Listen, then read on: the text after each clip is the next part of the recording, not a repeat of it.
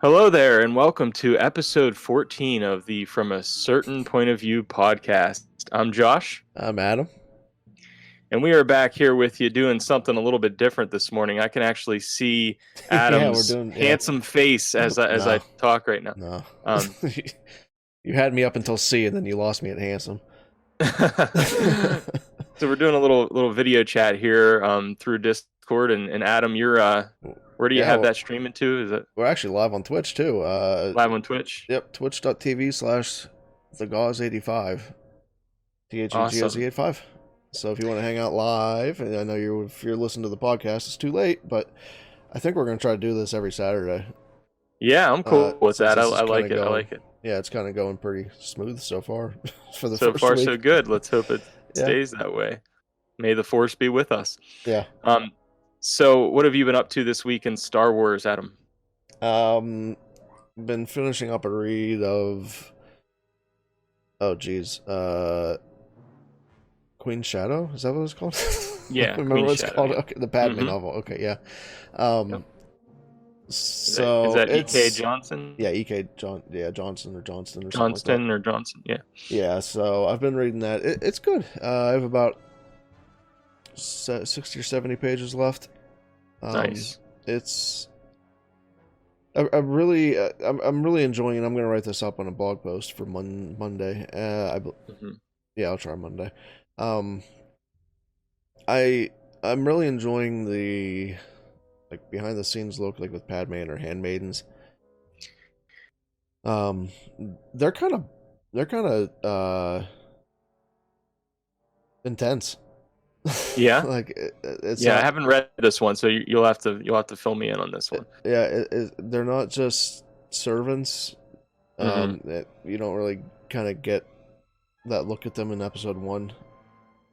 Um, but Pretty involved. they're pretty involved. Hmm. In like battle trained and all this other Hmm. stuff to protect the queen.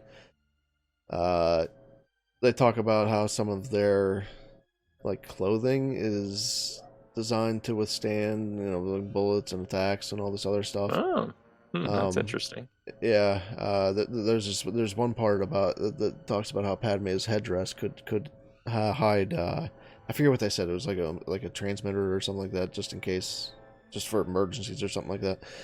Yeah. Interesting Something stuff. I never would have thought of Yeah, those types of things, you know. the So story kind of it's the deep story dive into itself. I'm that. kind of like, eh. Um, Hmm. but just to look at those characters, I think was neat. The intense devotion that they have, like for Padme, Hmm. like even after her term is over as queen, um, it's really cool to see. So Yeah, nice. yeah, What else have you been up to? honestly, not a whole lot. I maybe watched a little bit of Clone Wars, but Hmm. that's about it. Um, so Gotcha. mostly this week has just been reading a little bit. Reading it. Yeah.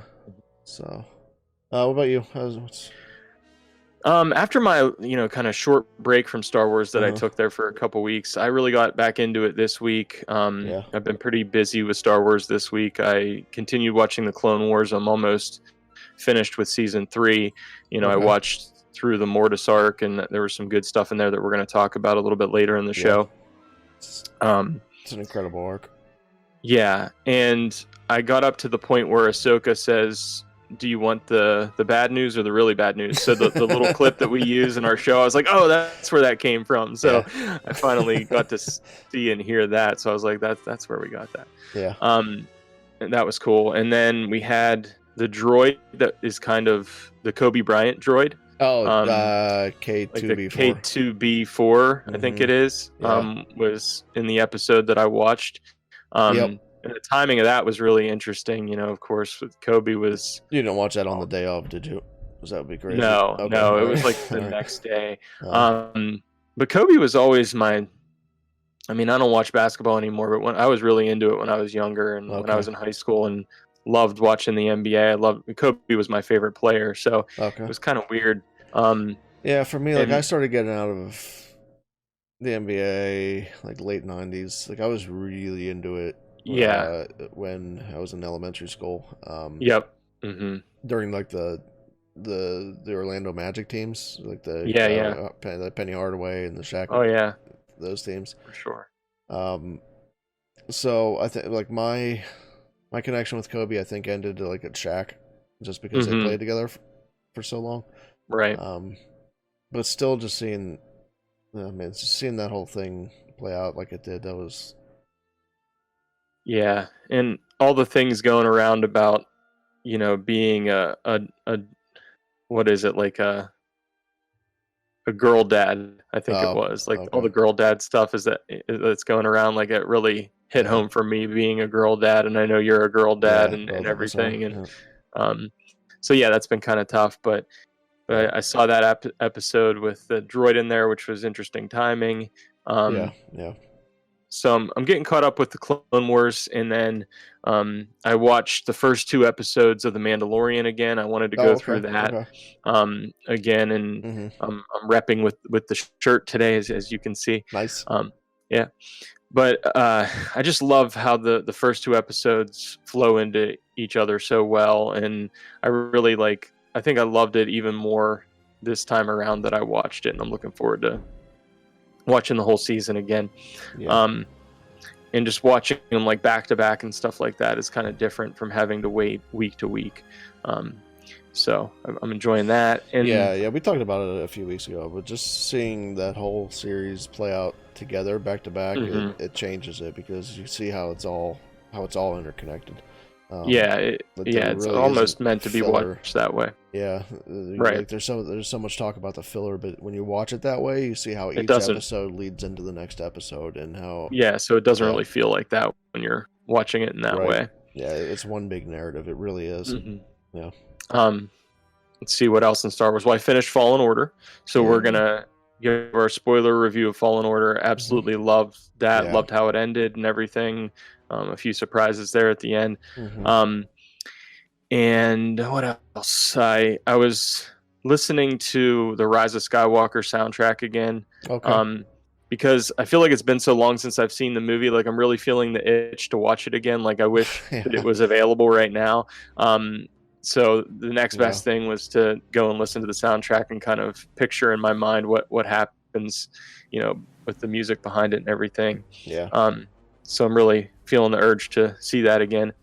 And then the last thing, last night I read the first two chapters of Force Collector, which my wife Oh, Brittany interesting. Okay. bought for me, which takes place, I think it's before The Force Awakens or somewhere around The Force Awakens. The first two chapters were pretty good. It's kind of I think it's more of a young It's a adult. young adult, but I was really But interested in checking that out. That was like one of the next yeah, ones on my list. yeah, so far I'm very intrigued. The character has some Force abilities, and it Okay. seems like objects that he touches, he can like see their past and stuff like that. So that's kind of his Force ability.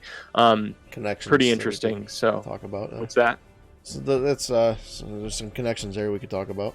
Yeah, for sure. Hmm. So that was pretty interesting, and I'm looking forward to continuing that. So yeah, it's been a busy Star Wars week for me. I really got back into Nice. it, and yeah, so that's pretty much it for me. Cool. Are you ready to dive into the news segment of our show, Adam? Let's do it. Well, you want the bad news or the really bad news? Okay, our first news topic this week, and we've talked about Project Luminous before, but Project Luminous has been back in the spotlight this week. Mm-hmm. Clayton Sandell, who is an ABC correspondent who also does some Star Wars coverage, let out a tweet that said that Project Luminous, a lot more information is coming on 2/24/20. He's been doing a lot of 3 weeks. Project Luminous tweeting. Mm-hmm. He said a little later this week also that he was hearing that it was only a book and comic arc. Mm-hmm. I'll say we'll see about that. Yeah, I mean, my major takeaway was there was a tweet that said that it's publishing in caps. That's a publishing effort. Expect. I think initially announcement or right. I think initially that makes sense that this is going to be a publishing thing. Yeah. But when we get into like like next year and beyond. Mm-hmm. I still very much think that this is gonna encompass more mediums than just publishing. Yeah, I think for me it really depends on where it is in the timeline. You know, if it's like I first thought, and it's just from a certain point of view of The Empire Strikes Back, then yeah, I think it'll just be contained to that book. But if let's say it takes place during the High Republic time, or if it takes place after Episode 9, then I could see it definitely expanding into, you know, video games and movies and TV series and everything. And, so I think it really depends on the time. Star Wars Volume 3, Episode 2, the Marvel comic, had some more High Republic There's stuff in it this week. Another reference to High Republic, yeah. So yeah, some pretty big stuff in there about High Republic. I really think that it's. I don't want to say set in stone, but I think that High Republic is next. I think there's a lot of obvious foreshadowing that's where the story group is going. Yeah. You know, with where we're going next. So, you know, I would say if Project Luminous takes place during the High Republic, I think it's definitely going to expand. But I think it's important that we do temper our expectations. And I think he put that out there just to be like, okay, I don't want everybody to be super disappointed when we just announce publishing stuff and you don't get that announcement. Right. For and I think that's how that's going to start. Mm-hmm. You know, and definitely, like, I wouldn't expect video game announcements to come on February 24th. No. I would expect that to come later in the spring or summer at at a convention that makes sense. That makes more sense. You know, I would expect that at a celebration or an E3 or a PAX convention or something like that. I wouldn't expect that on February 24th. So I think February 24th. Like, what is the video game convention, like E3? Is E3, that the big one? Yeah. So I would expect that at something like that. I wouldn't expect that here. I think February 24th is going to give us, you know, maybe a couple of the publishing efforts that we're going to see initially, and the story arc that we're going to see, and maybe like the time period. Stuff. I am curious about when we're going to hear about the next movie, though. And when that's going to be. You know, so we'll see when that happens. But you got to think they're at least going to tell us what its time period it's going to be in at some point in the near future. You would think. Yeah. That might be a celebration thing too, though. Could be. Yeah, I mean, celebrations in August, I think. August, yeah. This year. Yeah, they bumped it from April to August. Yeah. Any more on that story, Adam, that you wanted to talk about? No, I think I'm good for Star Wars, for Project Luminous until next week. For Project Luminous, yeah. Okay. So just, you know, if you're listening out there, just temper your expectations, but it could expand into more, basically. So this next piece of news comes from StarWars.com, actually, and it's about the Star Wars show. Now, Adam, I don't know if you've followed the Star Wars show at all. No, I've really not participated in the Star Wars show. Like, I know about it. I've watched, you know, some of it, especially around big events, but I haven't. Yeah. You know. So the Star Wars show was basically a weekly Star Wars show that happened on YouTube, the Star Wars channel on YouTube, and you had Andy and Anthony Carboni and Andy Gutierrez, who lead the show, and they're really both dynamic characters. I mean, I think they're a lot of fun to watch. They're funny. Yeah. I watched the Star Wars show weekly for years now. I've been watching it. So they're kind of changing the format. So moving forward, the Star Wars show is only going to take place on the last Wednesday of the month, once a month. But instead of it being like a 10-minute show, now it's going to be like a 20-minute show, basically. And the article says that the format will be more segments, behind-the-scenes access, celebrity interviews, in-depth roundtable discussions, and stuff like that.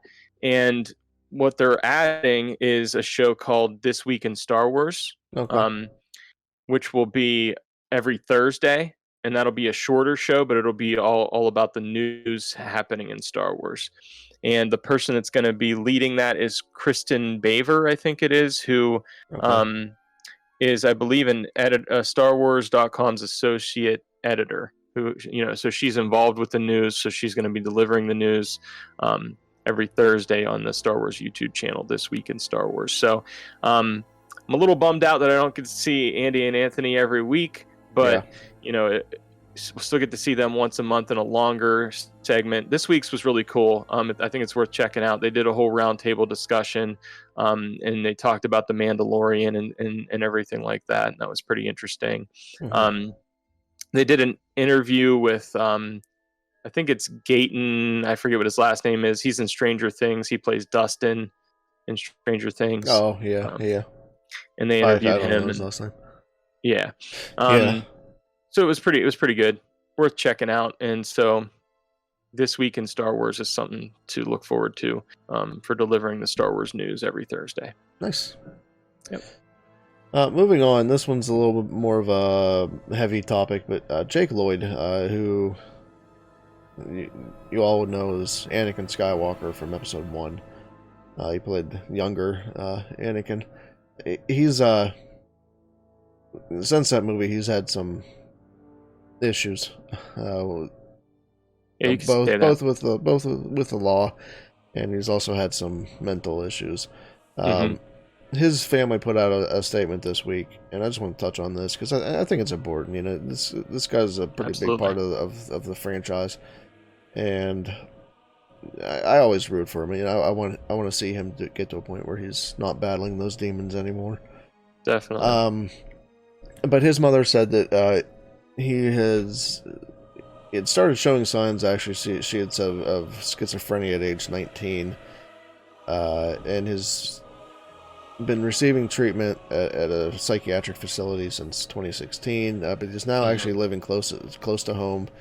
And his mother said that he's making progress, and that they hope to have him back to his fun and entertaining self as soon as possible. So I just want to put that out there. I definitely want to support Jake and his battle back to like I said before, not fighting that stuff, because it's serious, it's important. So.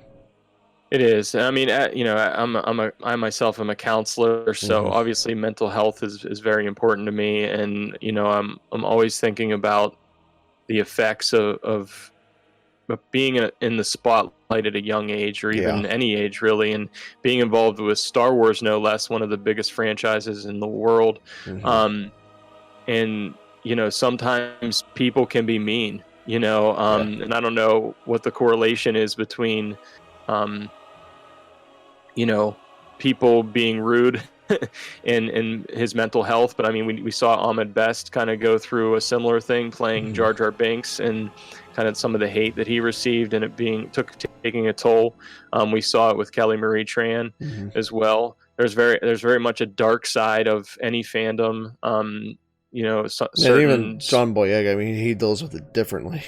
I mean, it's still something that they hear. It's not right. You get on the internet and you're mean to someone, but you think that it's just you don't see the other person's reaction to that. But I mean, they still read that. They're still out there. They still see this stuff.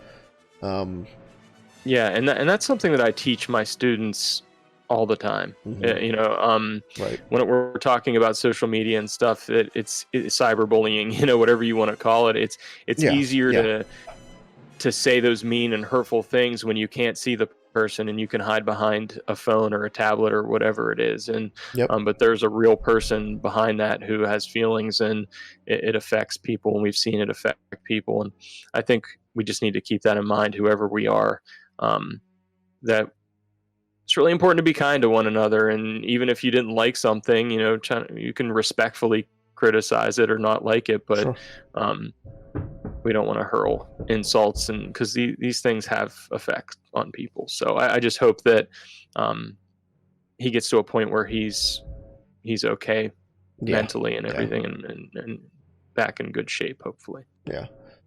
So, Jake, I know you're out there listening. We got some friends here. Yeah, of course he's listening to our podcast. Yeah. Moving on to some kind of more fun stuff. We didn't talk about this last week. This actually came out before we recorded, and so this is kind of old news.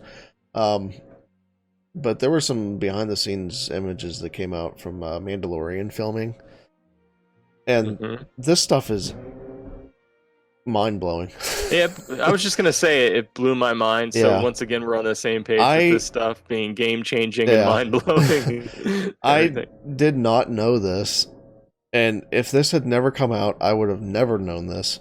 But Mandalorian was filmed entirely indoors in a soundstage, using a filming technique that Lucasfilm is calling stagecraft.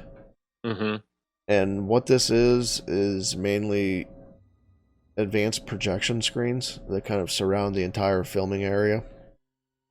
Yeah. And not only is it just projecting, like for me, thinking about this, the lighting in this scenario has to be perfect because it has to simulate like outdoor lighting.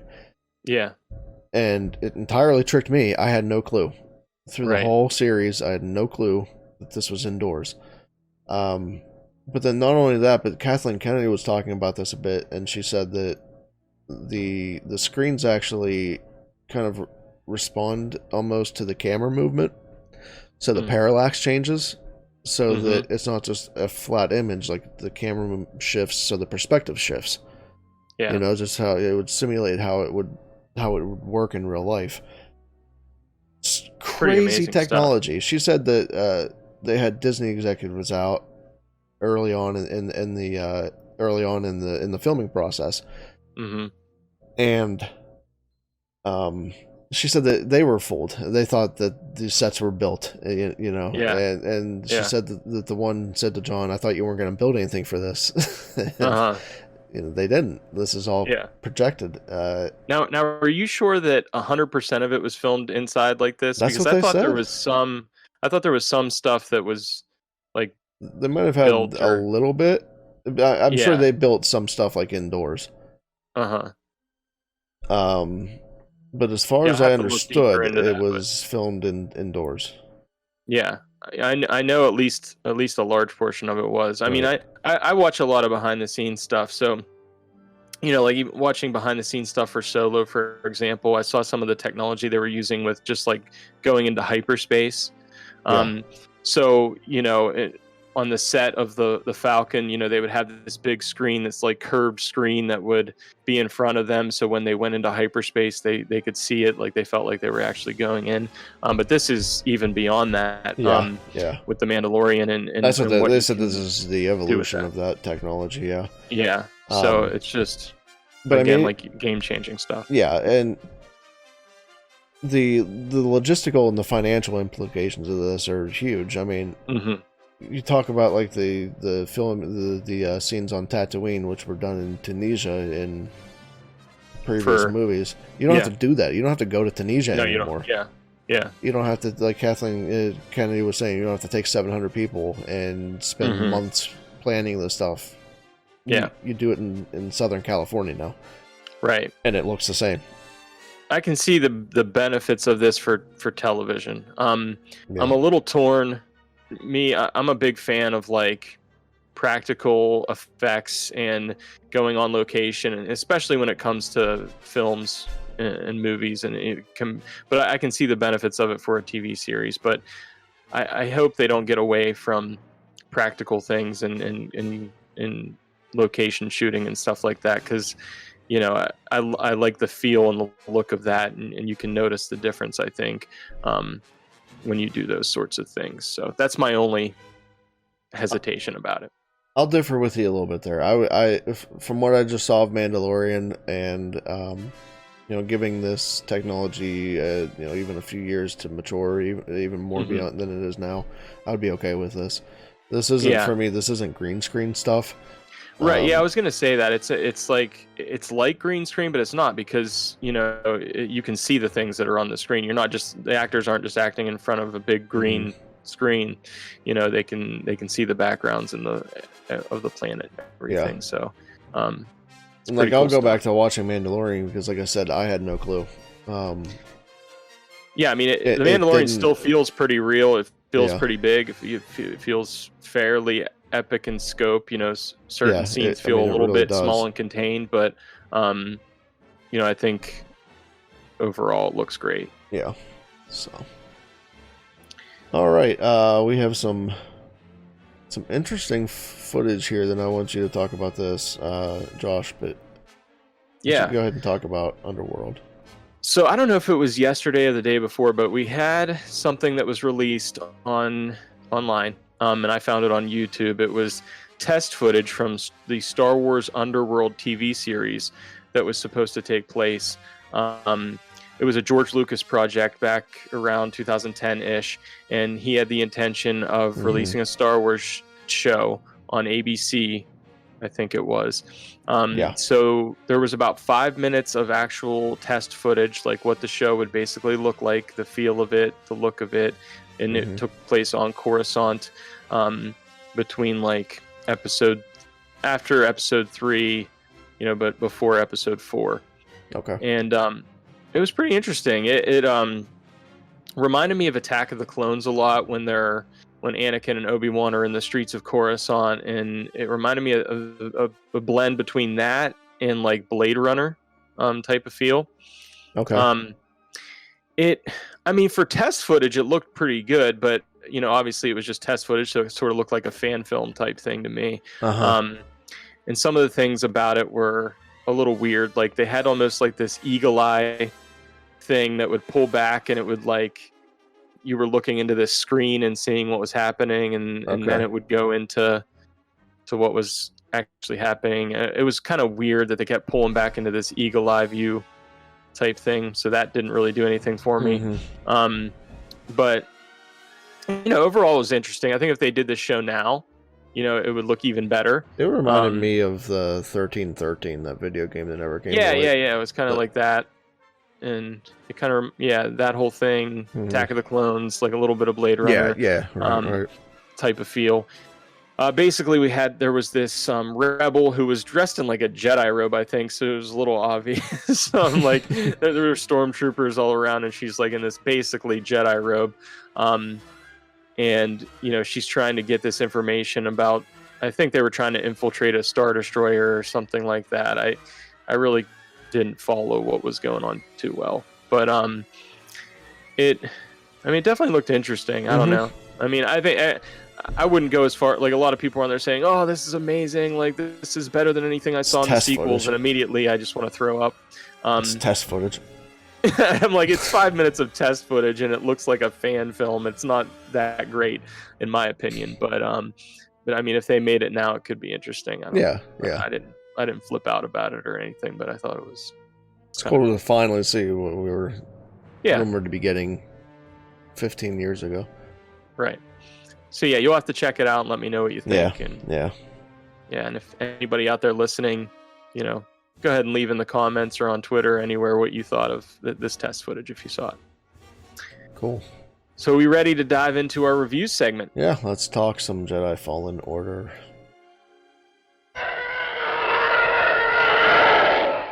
My disappointment in your performance cannot be overstated.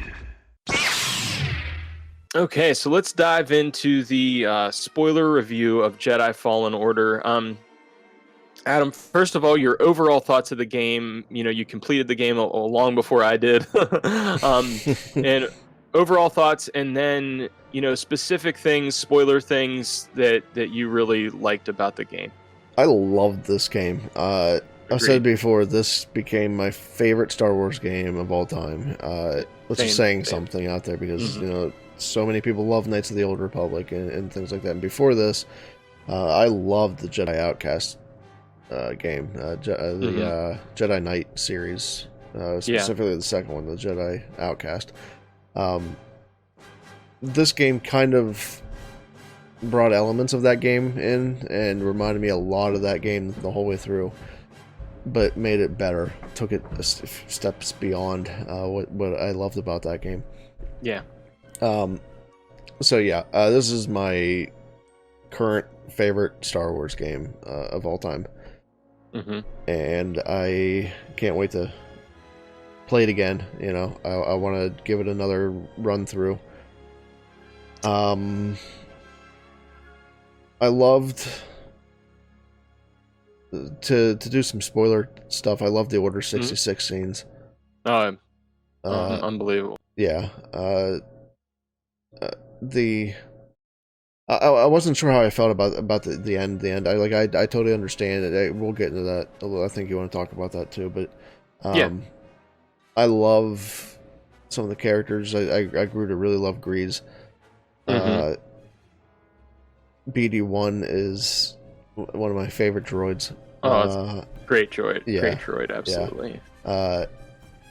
And I love Cal as a character. I think Cal is a great character. There's some interesting stuff came out not too long ago about how Lucasfilm kind of wanted to stay away from Jedi in this game.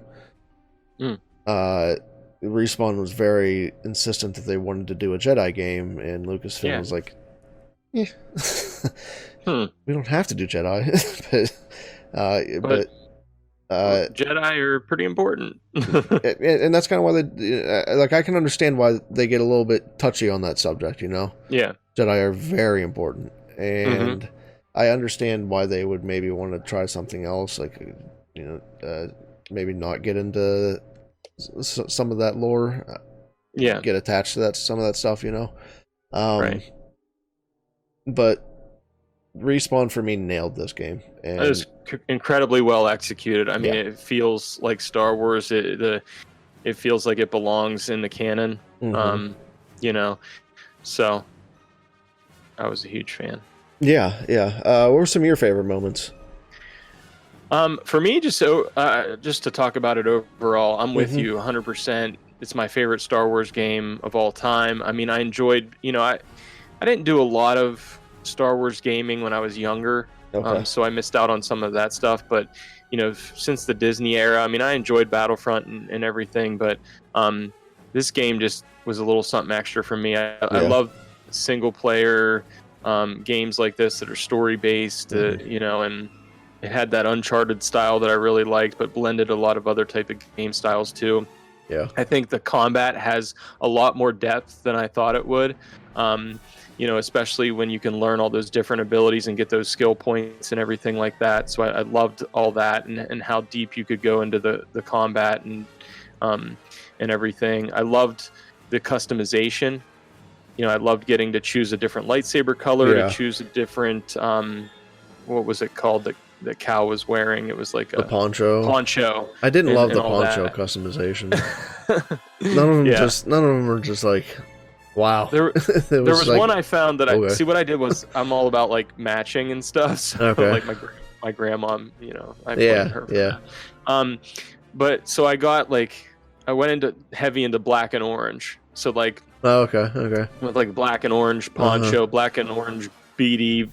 The mantis, I tried to make it look like it was kind of like a black and gold type thing, but you know, so I enjoyed that. I started with an orange lightsaber, but then ended up with the purple.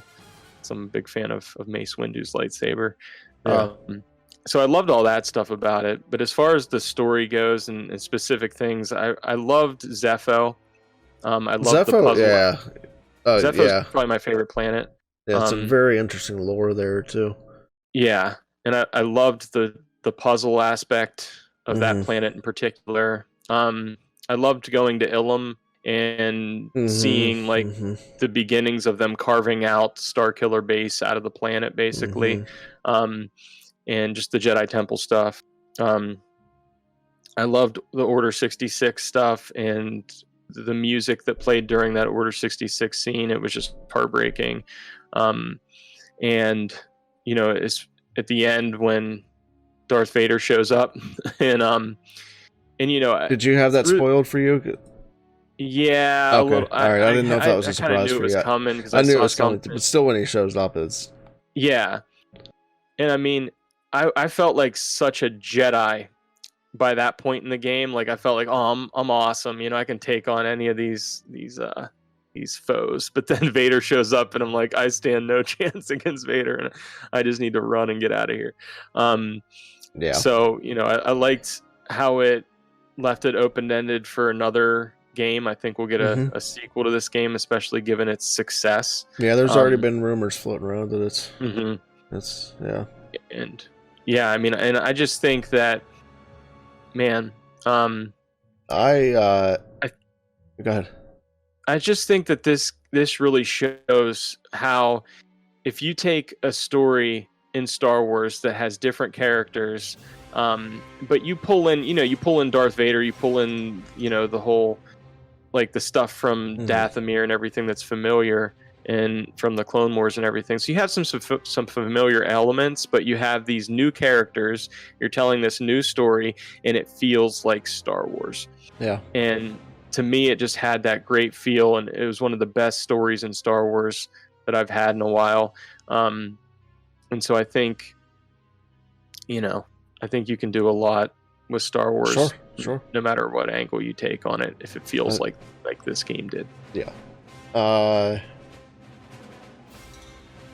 I still the opening sequence in this game, with Prof and his death scene. Yeah, it was powerful. I was not expecting that. That hit me pretty good. Like, and he was a character that was only in the game for 2 minutes, right? And I loved him like right off the bat. And when you can do that type of thing with a character, you're doing something right. And definitely, I think that those storytelling skills, I think those carried through the rest of the game.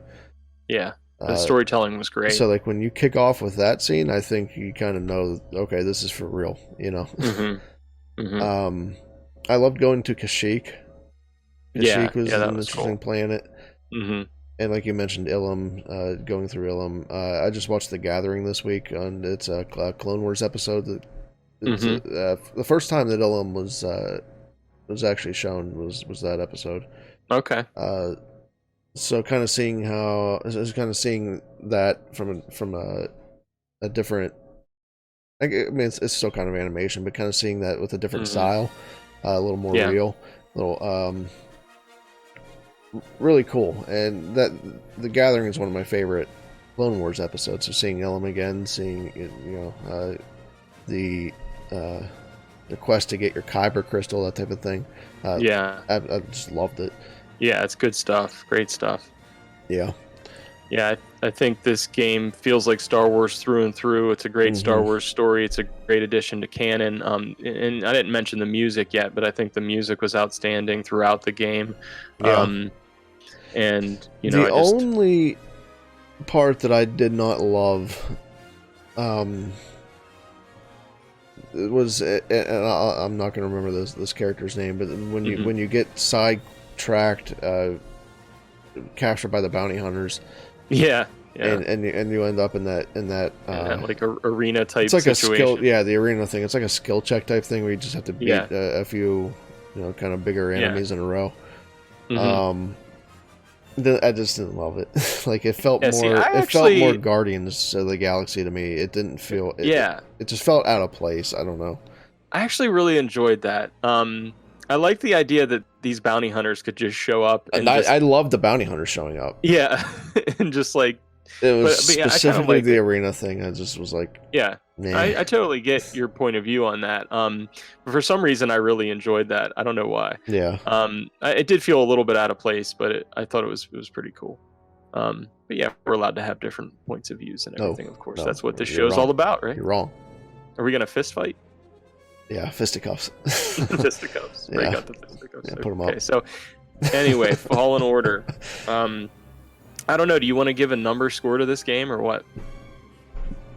I would just be pulling a number out of thin air, but if this is going to be my favorite of all time, it's going to be like a 9. I don't know. Yeah, I mean, I got to go 9 or 9.5. Okay. I might even give it 9.5. Okay. Because it's just one of my favorite games. I'll take off a full point for that arena just scene. For that arena scene or whatever we're gonna call it. Yeah. The music there was interesting though. That was some type of actual like real voice chant group that they got to do that. Yeah.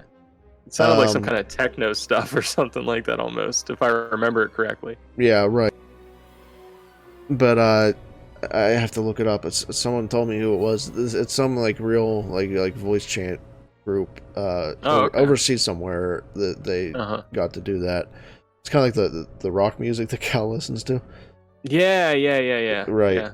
Yeah, that was different. Let's see here. I don't know if I can find it real quick, but if I can't, that's okay. Yeah. Speaking of that, oh, you got it?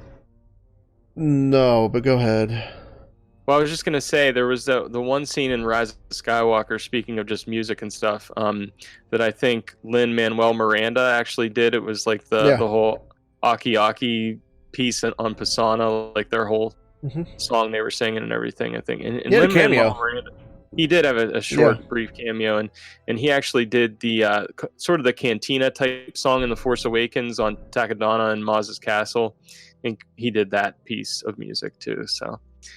We haven't mentioned anything about Dathomir yet. Me or you? Or us? For Fallen Order at all, we haven't mentioned anything about going to Dathomir and about the Night Sisters. Oh, I briefly mentioned it being familiar, if you watched the Clone Wars. Okay. But I thought that was a really cool planet. It was had a really different look. What about Terran? Was it Terran Malicos? I'm not sure. I think it was Terran Malicos. Yeah. That was an interesting little character. Another Jedi that survived Order 66, but ended up on Dathomir and ended up more dark side than anything. Right. But that was a very interesting, and he was a pain in the butt. He was, yeah. He was a pain. Some of the boss fights in this are not for the weak-hearted. No, they were pretty challenging. I'm not gonna lie, I didn't have it on the most difficult setting. But I think when I go back through, like, here's what I'm waiting for. PlayStation 5, backward compatibility, being able to play the game in 4K, because my PS4 doesn't have that capability. My TV is 4K, but I want to go back through and play it in 4K and play it on a higher difficulty. And I have wondered about doing Jedi Master, but I don't know. I'm not ready for Jedi Master. I got so mad on the. Is she the second sister, Trillo? Yeah. Ugh. Oh yeah, that was rough. That took me a couple hours, and I was on the easiest difficulty. Like, I just wanted to kind of get the story and stuff. Yeah, I did the same thing. Yeah. Yeah. Like, so I was almost to the point where I had to walk away for a bit, but I got a couple good runs, and I got my confidence back a little bit, and then so I just kept going. I found out that force push or pull, I forget which I used. One of those two helped a lot because it would just throw her off balance, and then you can kind of get in for a couple quick hits and then dash back out. There's certain abilities that have effects on certain bosses and other abilities that don't, so you have to kind of figure out the one that works for that particular boss, I guess. But some of her moves, like the early tells that you know what she's going to do, they're just so quick. And like you just have to really get familiar with her, because she can kick your butt like easy. And she does that one move that she has where she just dashes in and then like force drains you, like, and then it's like it takes out it's almost like a one hit sometimes. Like you get like one chance to get out of the way of that thing or you're dead. She's tough. Like it's not a hold your hand game, and I appreciate that about it, because it wasn't too easy or anything. No, it challenges you. And like I appreciate that, because not every game does that anymore. Some games just kind of help you through, or give you all the different chances. But if you don't make it on this, you're going back a little bit. And we talk about save points a little bit, because that kind of leads into that discussion. I didn't mind the save points, but they can be pretty brutal if you don't use them right. Yeah, if you don't use them, then you're going to go back and have to do everything all over again. I had some issues with that in the beginning of the game, but not so much. Yeah, I did it once in the beginning, and I learned real quick, to use save points right. And I made one little mistake towards the end of it. It didn't end up being as big as I thought, but and I was like, we talked about this a while ago, but I was kind of okay with that to begin with, just because it's like a Metroid game where you have save points just the same as Metroid. And so me playing those games, I'm kind of used to managing that. So once I saw how it was going to go, I was like, okay, I understand. Just accepted that and got used to it and everything. But I can totally see where those can cause problems because you have to really use them right to not get punished. So for sure. But hey, Fallen Order, awesome game. I'm sorry it took us so long to put this spoiler review together, but I was taking my time with this game, savoring it, enjoying it, and now we have our full spoiler review for you guys. If you haven't played it yet, it's a must play. Yeah, definitely. All right, so are we ready to move into our points of view for this week? Yep, let's do it. Luke, you're going to find that many of the truths we cling to depend greatly on our own point of view.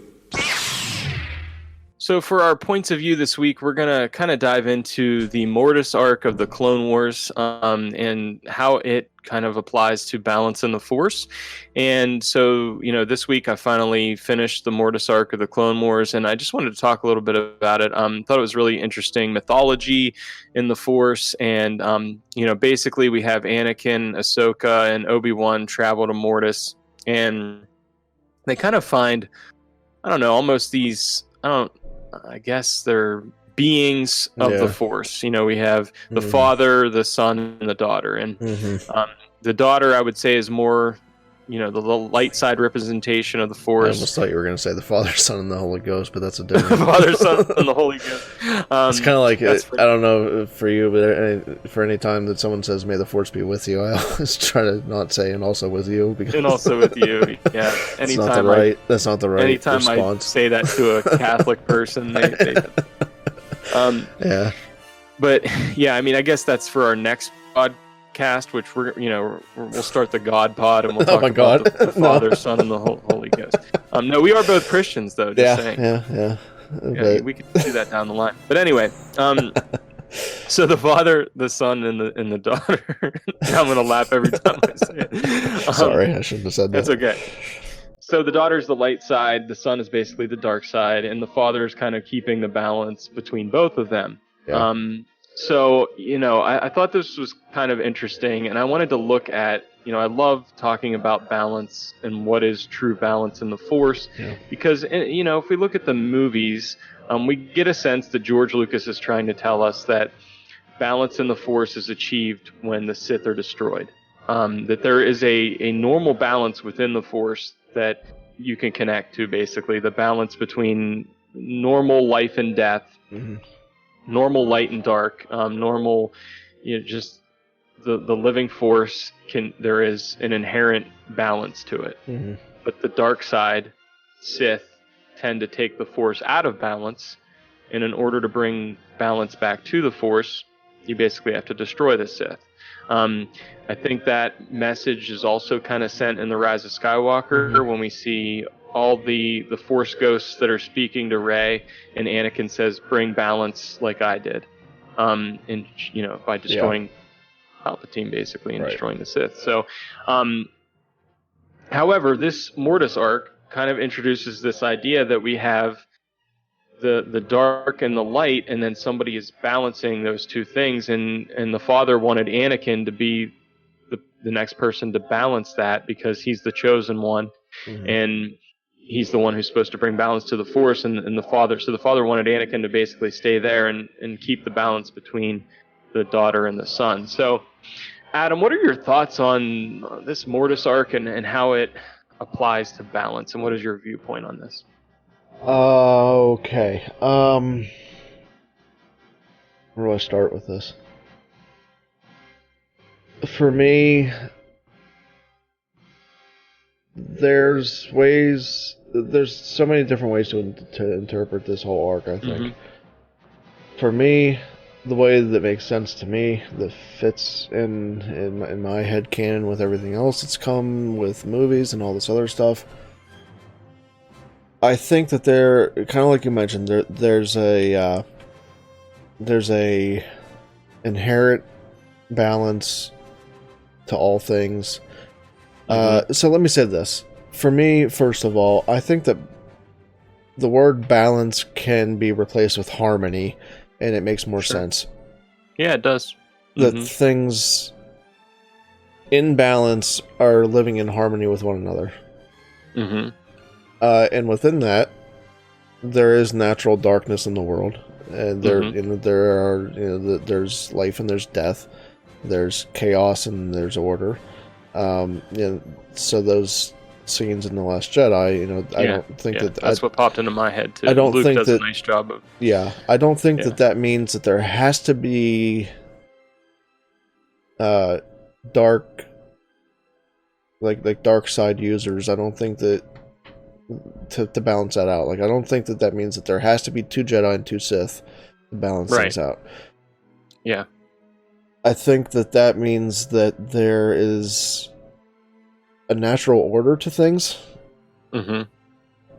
and that when nature, when the Force, when nature is allowed to do its own thing, that those things are in balance. That Mm-hmm. they're not trying to, they're coming up, and they're balancing each other out. There's life, but then there's a time for life, and there's also a time for death. Yes. There's a time for order, and there's time for chaos, and then then order comes back from that. When those things are allowed to play out in their normal course of events, that's balance. Mm-hmm. I think that like you mentioned, I think that the reason that the Sith have to always be destroyed is because they don't seek to allow that balance to continue. That they Right. want more power, they want control. They're trying to destroy that balance and that harmony, basically, within the Right. Force. Right. And I mean, you can argue that that the Jedi didn't do a good job of that themselves. The Old Order, whatever. You can argue that they didn't do a good job of that, and I think that in some ways you'd be right. Right. And I think that going forward, if we're getting stories beyond Episode 9, that would be Rey's job to figure out how to make that work. Maintain that balance and, Yeah, right. and make the new way of the Jedi work better than it did before. Right. Mhm. And there are dark side users out there that don't seem to seek that control. Sith do. Mm-hmm. Mm-hmm. But, going back to Mortis, we see the son who leans more towards the dark side. Mm-hmm. But it was never out of balance until the father said that he had actually fallen to the dark side, and Right. he wanted to. At that point, he's seeking control. Mm-hmm. And now it's not in balance anymore. Right. You see that with I think you see that with the Night Sisters on Dathomir. They're definitely their powers are more called magic, but I think that all still stems from the Force. From the Force, that they're still using dark elements of the Force, but they're not out there seeking control. They're not. So I think that their natural dark side tendencies kind of still balance out things in the grander scheme of things. Yeah. But like I said, the Sith don't let that sit. They're trying to, in every instance that the Sith rise, they're seeking control, they're seeking power, they're seeking everything. Yep. And at that point, the balance doesn't exist anymore. So. Yeah, I think I'm completely with you on that. I think like you said, you don't have to have dark and light to have balance. Like you don't have to have Sith and Jedi to have balance. Balance can already, and harmony can already exist in the Force. But when there is darkness, when there is the Sith, when there is a dark side user, I think there then has to be somebody in the light to balance it out. So I think like when we had Darth Vader and the Emperor,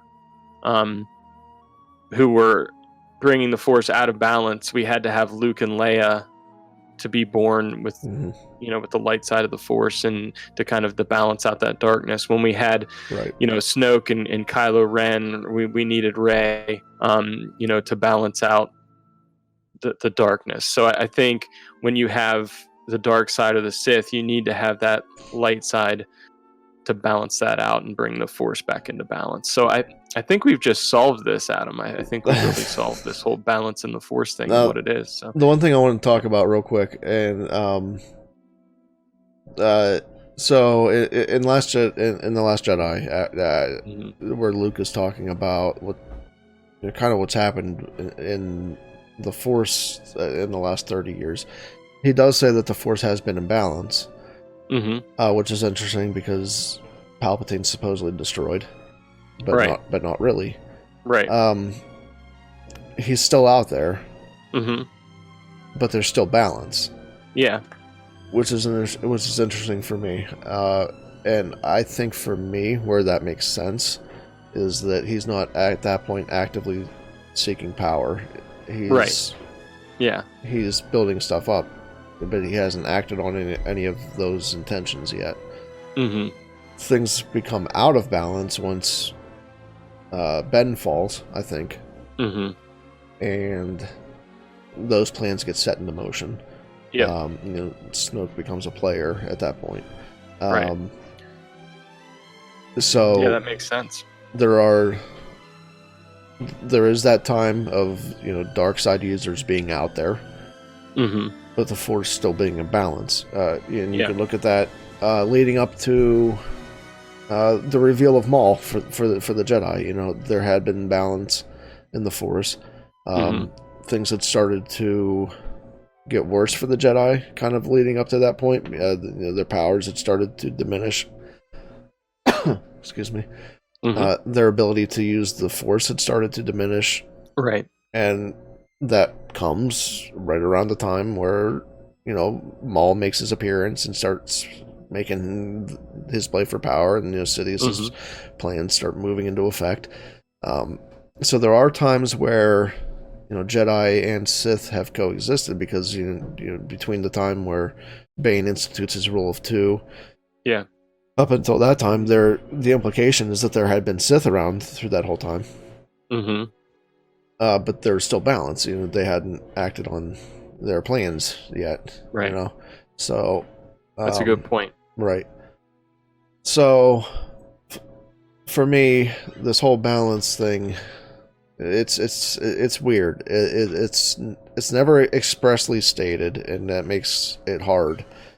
And that's kind of open to some interpretation. And that's one of those things that Lucasfilm does, and George has done, and I think that George has liked to do. I think that it's kind of smart. I mean, it creates conversation. Yeah. Definitely. You don't just lay out, okay, this is what balance means. You kind of say, we need to bring balance. What do you guys think about this? So it kind of gets that discussion going around your brand and around your story and around your franchise, and Yeah. But yeah, for me, I like to replace that word balance with harmony. And when things are in harmony, when there isn't a power play by either side, then things are in harmony and things are in balance. Things are allowed to exist. Yeah, I never really thought of using that word in place of balance, but I think it really fits. I think it really makes sense when you think about what harmony is, and I think that's what George Lucas meant by balance. So that was our deep dive into the Mortis arc and the balance in the Force, and I think that we've kind of figured it out, at least from our point of view and our interpretation of what balance in the Force is all about. We've got our headcanon all sorted out here. That's right. I feel so much better. Thank you, Adam. You feel balanced? I feel like I'm in harmony right now, so thank you for that. Good. And now we are going to come to the end of our podcast for this week. So Adam, do you want to bring us to our conclusion? I'm just glad you're here. At the end. Well, that wraps another episode of From a Certain Point of View. Thank you for tuning in, whether or not you watched on Twitch live. And if you want to join in next week, be sure to check out Twitch on around 11 a.m. Eastern, give or take. be sure, if you're listening to the podcast and you have not subscribed anywhere, that you do that. We're on a lot of podcatchers out there, and if we're not on your podcatcher, let us know, and we'll look into adding it. And if you're listening on iTunes, be sure to leave us a review. That really does help us get out there and get the show out there to more people. Check out the website from a certain point of view.com. There's blog articles there. I've written two articles this week. So head up from a certain point of view in the blog and see what's going on there. And also, be sure to follow us on the socials. Twitter is @CertainPOVPod. Facebook is From a Certain Point of View. That's our page. We have the Discord server, and we have the links for that in the show notes every week, and it's also on the website.